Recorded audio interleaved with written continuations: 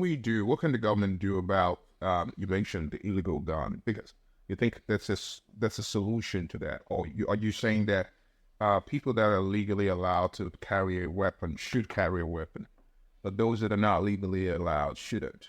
And what makes one, aside from the mental health problems and background check, are the other things that... When I say illegally carry guns, I'm referring to folks that acquire guns through illegal means. Right. Because, like I said, I'm sorry, I don't have the statistic. But there are reasons why people would do that, especially given the fact, if, let's say, for example, they still want to protect themselves, but they're not allowed to get a gun legally because of either laws. And I heard that felons are also not allowed to get a gun. That's right. So what do we, for those particular individuals, for example, don't they have right to own guns? No, you gave up those rights when you were not charged with a felony, but convicted of a felony by a judge or a jury. So in other words, it means their life should be at risk because of that history. And perhaps maybe they've also served some kind of sentence, So don't you think that's unfair in some sense? Yeah, I do. But I think it overshadows the desire to have a gun in this country. If you desire to have a gun, whether you obtain it legally or illegally, you will own a gun. If you have the desire, you have the will, you will have but that's where the problem is, though. Because now for those people, let's say someone that just committed a crime or went to prison for it or came back, and it's very likely the person might not even find accommodation in a good neighborhood, right? And they end up living in some, I think, apologies for using this American lingo, but it's, I think, Gator, that's what they call it. Like in a place where you have that's a low socioeconomic housing. Yeah. And so there's a tendency for violence to be the norm in those places. Mm-hmm. So the person might settle to find, or you live in a place like that, where that's it's very likely the person might get shot just walking down the road. Mm-hmm. So doesn't this person have a right to protect themselves? According to the law, no. So they should. That doesn't make sense, And that's where the illegal, because someone like that is very much likely to want to secure a firearm illegally to protect themselves. I don't know if that's the whole motivation for obtaining a gun illegally, but it's just fact. But we can't even quantify how many guns are actually stolen because everybody doesn't report when their guns are stolen. But even the reported numbers are still staggering. Yeah. But it's underreported. Right. So, but those guns are in somebody's hands. You got a stolen gun that's stolen. Mm-hmm. Right. And then you have those unlimited statistics as well. Yeah. But hey, look, I'm on your side on this. I think if you were charged with a felony for stealing a riding lawnmower that has nothing to do with weapons, I think you should, once you've paid your debt to society, you should be able to get your voting rights back and your gun rights back and everything else.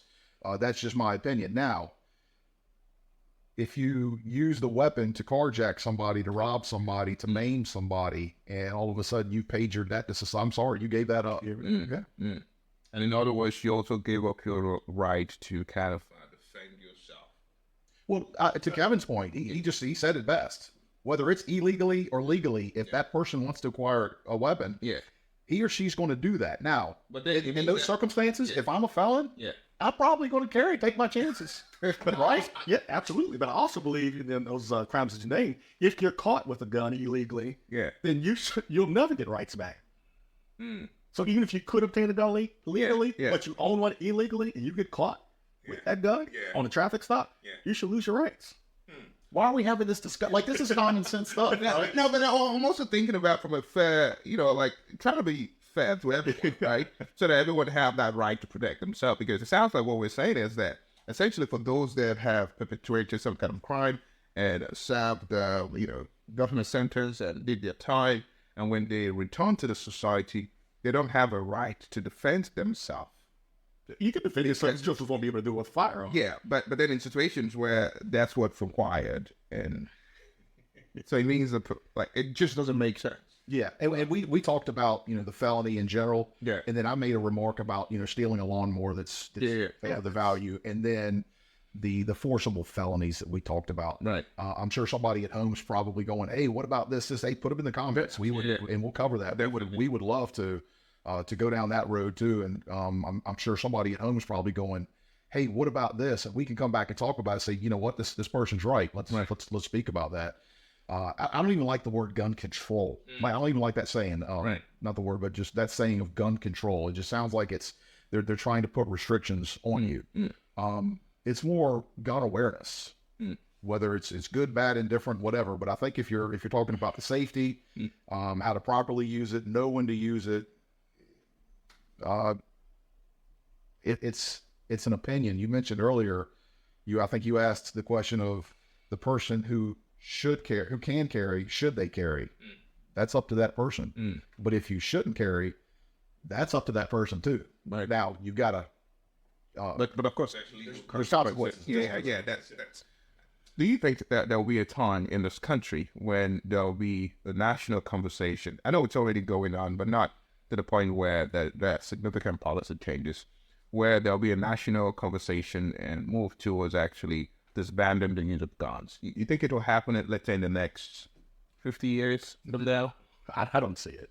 I don't see it. What, if it happens, what do you think might be the intended, the compounding consequence from that? There's no way that you're going to confiscate 400 million guns. And let's say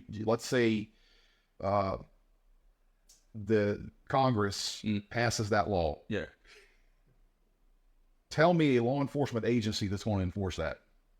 I don't even see a path. I don't even see a path. I don't either. I don't even see a pathway. I think there's all the crazy things we could imagine taking place before we get an absolute gun confiscation. But let's say, for example, that comes to be, right? And that some of the president just gets into the office, and part of the things or the agenda he has is that the use of guns. Now, of course, on one hand, we know. Do you think there will be some kind of civil war because of that? Because there's been history around gun controls in America in itself. Or if that were the case, how would the government actually take away almost all 400 guns? Of course, on one hand, we do know that at least the government is aware, have some kind of registry of those that own guns. No. So when people buy guns, they're not like recorded and they don't have like a system where that is stored. Yes and no. So if I go to a gun store and I buy a handgun, there's going to be a record of that. However, I want to get rid of that gun. Maybe Kevin comes over, sees it. We go down, we go shoot, and he's like, "Wow, I really like this. This is I know Kevin's not a felon, and I know he's responsible. We're friends. You don't seem to have any but being sarcastic, but I can sell him that weapon without any government involvement whatsoever. I see. So now it's going to be a matter of, and I know the government's trying to change that, so they get an idea of who has what guns, which quite frankly is none of their damn business because it is that right. But if they come to me and say, "Hey, we noticed you bought this weapon," I'm going to say, "Hey, I sold it to Kevin." Well, they go to Kevin. Kevin's going to be like, "Hey, I sold it to Vic." Vic's like, "Hey, I sold it to." Finally, they're just going to be like, "All right, you don't know where this is." So you're not going to be able to track all of those. But at least to some greater degree, at least those that still have theirs and it's on the system, it's possible to withdraw those from the people that owns it. But then, if they want to, the law might be, if you own a gun or ever caught with a gun, then there is some kind of jail sentence to that.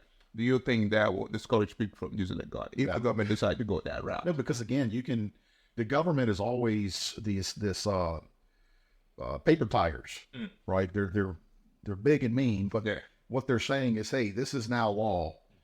You have to enforce it. And the sheriffs or the police chiefs, like, I'm not sending my men and women out there to go physically confiscate weapons. So you would have to have a public that's completely compliant to the government, which is the reason we have the Second Amendment altogether. It wasn't against foreign enemies. It was against our own government. That's the reason why we have the right to possess those. So there's no way. I'm hoping we can talk about digital currency. I know that was a topic we had talked about. The difference between digital currency is they can sit behind computers and actually regulate that. When you have a physical weapon that they have to come to your house and confiscate from you, to Kevin's point, it'll never happen. Never.